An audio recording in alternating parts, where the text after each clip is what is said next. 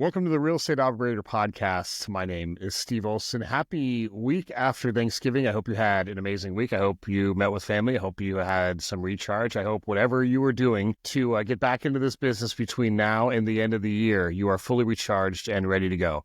Inevitably, I will read a post on a Facebook group or on a Facebook feed or an Instagram or a message with me, an email. This happens everywhere all the time.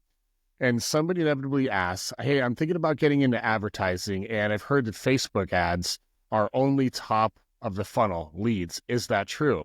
And then a whole bunch of people will comment on them, say, oh, we tried Facebook ads here. They didn't work. We did this type of ad, mini chat ad, lead ads, website traffic ads, all these different things, and they didn't work. I would suggest not doing it. And they're not incorrect in saying this. They are fairly top of funnel leads, but I want to give you a different perspective that I think a lot of people don't really take into effect as they're running this type of advertising. Number one, your number one job in marketing is to get known by the most amount of people in your market in the shortest amount of time. I'll give that to you again. Your number one job in marketing is to get known by the most amount of people in the shortest amount of time.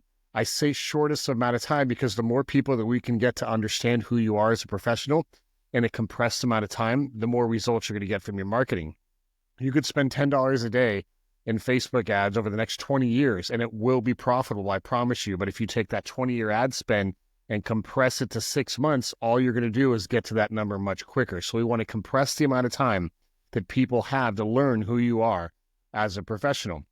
If you look at your market turnover, I did some research across the country, and believe it or not, these numbers were almost exactly the same as my home market here in Carlsbad, California. Historically speaking, the national turnover rate of a home in the United States, this is over the past, I think since 1970 is where this number comes from, pre-COVID, so March of 2020 and before, the average annual turnover blended, you take out all the recessions, the recession of 2007 or whatever it was, the average turnover was 7.3%. So that means for every 100 homes that were out there, about 7.5 of them would sell every single year, which means there would be, for every 100 homes, about 14 commission checks that were available in that specific subset of 100 homes, right? So here was the cool thing pre-COVID. You could find a neighborhood of 450 homes, and if you were a really, really good marketer and you lived in the neighborhood and you poured into it, you literally could make a living on just selling your neighbor's home. This is how people have been doing this for years before. In my neighborhood, I don't know exactly how many homes are in here, but I think there are like 290, if I'm not mistaken. 7% of 290 is about 50 commission checks a year. And if I do really, really well and I own the market and everybody here knows who I am, I probably could have access to about 35 to 40 of those, which is a very good lifestyle. Now, when we take all the listings from all that, we get business from that are considering other neighborhoods, and there's some like Venn diagram, like some crossover, if that makes sense. So as long as I would commit to one specific neighborhood, typically that funded all of the business that I needed to hit whatever goal I needed to hit. Remember, going back even in the early Tom Ferry days, the first thing that we work with clients on is we have to develop a geographic farm. Now, there are tons of strategies to go after a geographic farm. There's door knocking, there's open houses, there's garage sales, there's direct mail. We used to be able to run Facebook ads a mile around an address, which were crazy effective back during those days. You still kind of can do that with Google. Can't do it with Facebook anymore. So we had all these strategies to just go after this neighborhood and just dominate the neighborhood and make sure everybody else in that neighborhood knew you were the person when buying or selling a home. This worked exponentially more if they saw you like walking the dog in the neighborhood. It worked really well if you were eating or drinking at the coffee shop and buying groceries at the local grocery store and eating at all the restaurants. It wasn't a requirement, but if you could sell where you live, it got astronomically easier. Well, then COVID hit. So COVID, the numbers went way down, right? Everybody kind of hunkered down and the interest rates plummeted and then equity went way up. And then now all of a sudden we're in a position where somebody is sitting in 30 to 50% equity with a 2.875% interest rate. And they're wondering why they should get rid of that home with a 2.8% interest rate and jump to a 7% interest rate and lose all of that equity or roll in all that equity to their next home, especially when most areas in the market, that's a lateral move. Originally had a home that was worth $500,000 and it jumped up to $1 million. Chances are, if you're buying $1 million home because you're putting $500 down, you're probably buying the exact same home that you were buying 5, 6, 7 years ago, which is really frustrating for almost every consumer out there. This is why the turnover rate has gotten where it is. I wrote some numbers down. I did some research earlier today. In 2023, the worst year in turnover ever in the history, I believe, don't quote me on that, do your own research, the turnover was 1.4%. So that means for every 100 homes in the neighborhood, only 1.4 every year sold, which is a crazy number, right? In my neighborhood during COVID, I think the entire 2.5 years of COVID or however long it lasted, I think there were 2 home sales the entire time, which is almost directly on par with that number. Now in 2024, I think Fred, the economic data that everybody looks at for real estate, has said that the first 8 months of 2024, 2.5% of all homes in the United States have transacted, which is good. That number has gone up 1 point over a year. It's still 75% or 66% under where we should be, 7.3% annually, but it's a much needed jump from last year, which is great. It'd be interesting to see on January 1st what those final numbers come in. So let's say that we want to build a business in a specific area. Is it mathematically possible to farm today using Facebook ads and Instagram ads and Snapchat, a little bit of Google, maybe YouTube if you're really good on video? And the answer is 100% yes. I want to give you a mathematical example of why I still think you should be farming, not on a neighborhood level, but on a city level. Here's what I would look for, and I would write this down. Number one, I would look for a market that has 100,000 to 200,000 people. That would be my magic number. Where we live in Southern California, our city has 120,000 people, plus or minus. The city is all I need to cover. There is an added bonus if there is a lot of bleed over with your city, meaning if somebody is considering your city, but due to the price point, that also unlocks other surrounding cities. That's great because all we have to do is market to that one city and we automatically get that crossover from all the other cities. If you have 100,000 people in here at a 2.5% turnover, that's 2,500 homes that are going to sell in a given year, which is almost exactly on par with where we live.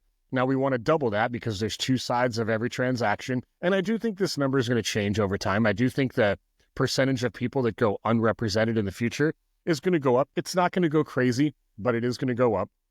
I think that's definitely going to happen. So let's double that number. Let's get to 5,000 transactions in that 100,000 person population, right? Now, 55% of all of those deals, you don't have access to. You just don't, right? This is I'm working with my mom, I'm working with my brother, I'm licensed myself, I'm going to go it alone, I'm going to sell it through Redfin. About half, a little bit over half, 55% of those transactions, you do not have the ability to compete for. So of those 5,000 commission checks, they're just going to float down from the sky onto the ground that you need to go out there and go pick up.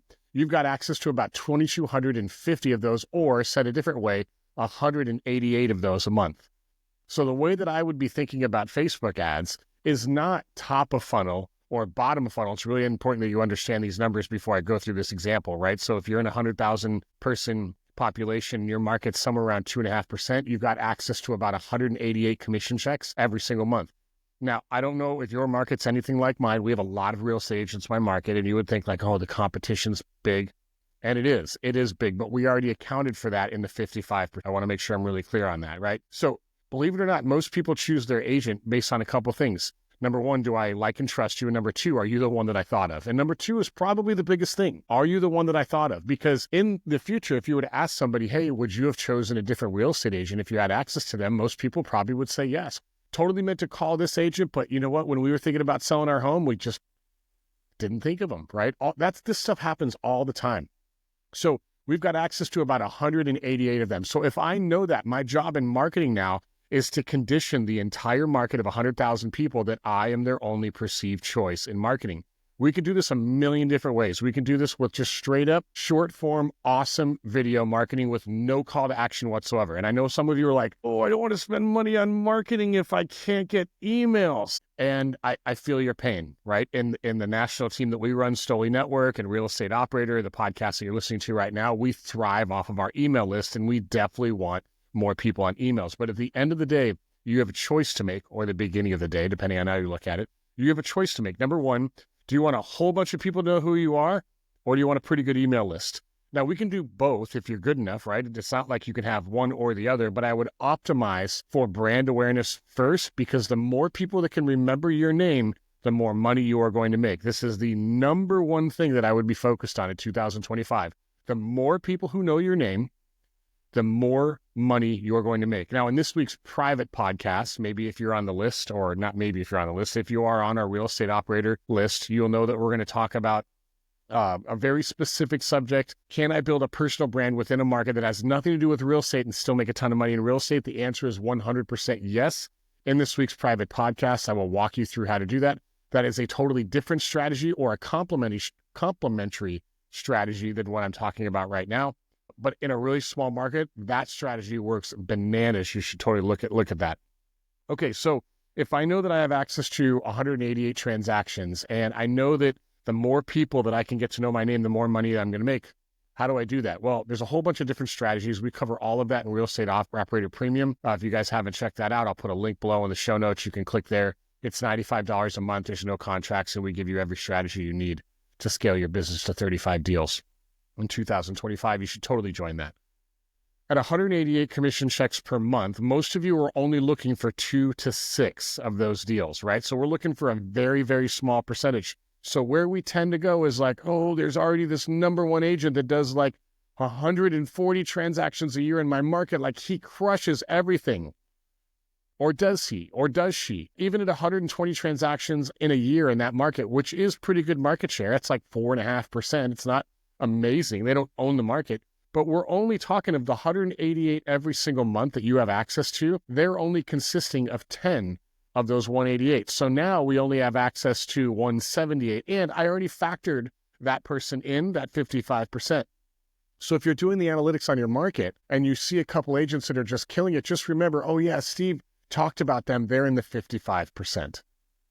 If the only thing that you did was create a couple of videos every single day, talking head videos, just like if you guys are watching this on YouTube or you're watching this on the website, if you're listening to this on Apple or Spotify, you obviously can't see this, but this is a talking head video. If all you did every day was create a couple of these talking head videos and just kept boosting it to your city over and over and over and over and over again, and asked for nothing in return, and in the description, you just tell people how to get a hold of you when buying or selling real estate in your local city, I promise you, year over year, it will be the best marketing plan you've ever put together. You need to release your fear or release your dependency on only getting email. Am I saying don't run ads to get emails? 100% no, I'm not saying that. If you have the ability to run new homes for sale ads, listing ads, what's sold, market report ads, and you're getting emails in your market, 100% do that over and over and over again, because the bigger our email list is, the more money we make as well. However, I wouldn't be so stubborn on the email list that I forego the brand making opportunity as well. So the simple thing is, do the math in your market, go after a market that has about 100,000 people in it, make sure the turnover is around 2.5%. We can still make money at 2.5%. I know the number's way down. It's like 60 to 70% down from where it normally is. And here's the scary thing. We may not ever get back to 7%, just like we're never going to get back to 3% interest rates, right? Those days may be over. And it's weird to kind of say that. People may be living in their homes longer than we've ever lived in before. Keep in mind, during the World War II generation, it wasn't common for people to live in their home far past 30 years. I think the average turnover now is once every 10 years, give or take, once every 8 years or something like that. That number's come way down. It may go up. Maybe people don't view real estate the way that they've already always done it before. I think that's totally okay. And I think we can still make a ton of money in a very specific market doing this. So my suggestion to you for 2025 is to go all in with content marketing. Make sure everybody in your market knows who you are, and do it over and over and over with zero expectation in return. I don't even think it's going to take you 2 weeks before you walk down the hall and say, or walk down in a coffee shop or in the grocery store or wherever, and they'll be like, hey, I know that guy. I see him on Instagram, or I see him on YouTube, or I see him on Facebook. It happens quicker than you think, okay? Remember, the more people that you can get to understand who you are as a professional, the more money you make. I'll see you on the next one.